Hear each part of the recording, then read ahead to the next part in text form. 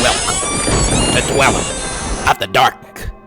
We are a channel honoring the yellowed and blackened bones of many prominent authors. We will be digging up several obscure, strange, and forgotten authors who influenced many of the great horror, science fiction, and fantasy writers to date. More tales of the horrifying, obscure, strange, and forgotten are climbing out of the tombs. Check out our links below for more information. Subscribe, comment, like, donate, or I'll send the devil of Black Bayou to rip your head off, as we did the like button. Send us ghoulish delights for the Skull and Bones collection. Your pound of writer's flesh will feed our ghouls. For now, children of horror, legion of ghouls. Tonight, we present Clark Ashton Smith's terrifying poetic tale from the Crypts of Memory.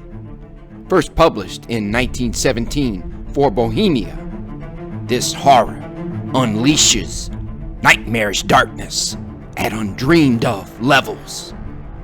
May it give you many sleepless nights. Enjoy. From the Crypts of Memory by Clark Ashton Smith.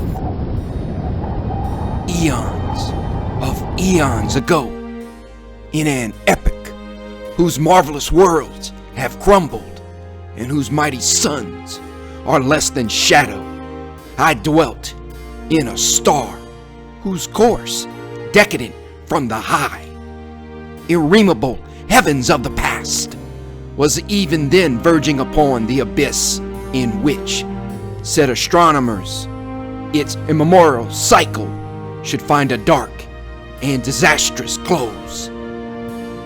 Ah, strange was that gulf-forgotten star, how stranger than any dreams of dreamers in the spears of today, or than any vision that hath soared upon visionaries in their retrospection of the sidereal past.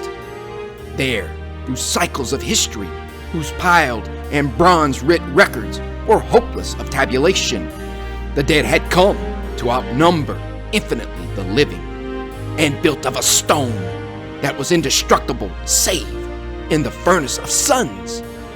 Their cities rose beside those of the living like the prodigious metropoli of Titans, with walls that overgloomed the vicinal villages, and over all was the black funeral vault of the cryptic heavens adome, old infinite shadows, where the dismal sun, suspended like a sole enormous lamp, failed to illumine, and drawing back its fires from the face of the irresolvable, a baffled and despairing beam on the vague, remote horizons and shrouded vistas illimitable of the visionary land.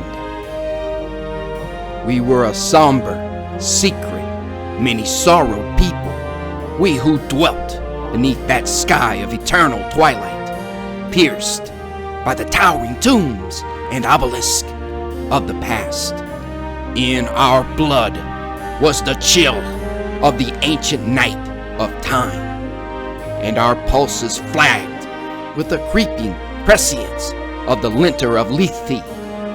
Over our courts and fields, like invisible, sluggish vampires born of mausoleums, rose and hovered the black hours, with wings that distilled a malefic languor made from the shadowy woe and despair of perished cycles.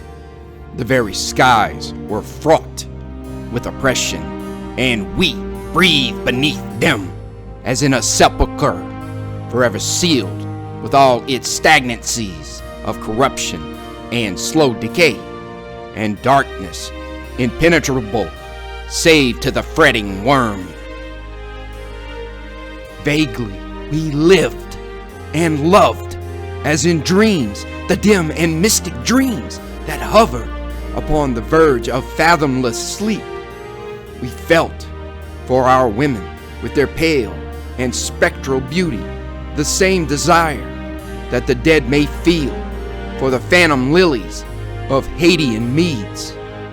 Our days were spent in roaming through the ruins of lone and immemorial cities, whose palaces of fretted copper and streets that ran between lines of carven golden obelisks lay dim and ghastly with the dead light, or were drowned forever in seas of stagnant shadow.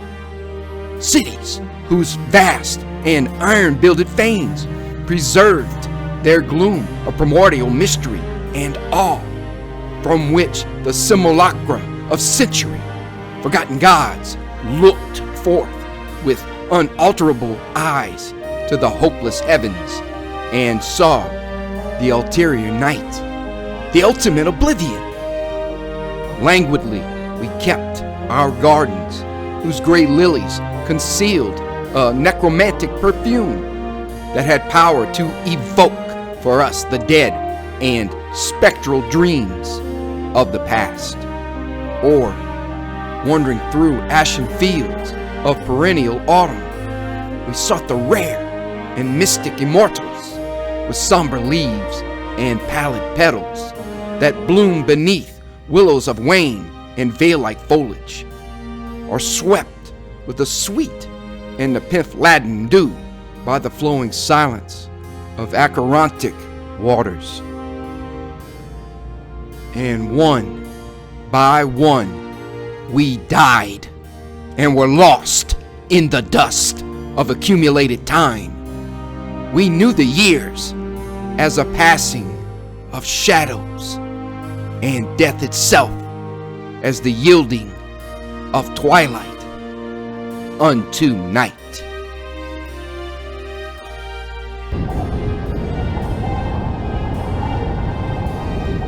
Thank you for listening. Have a great night.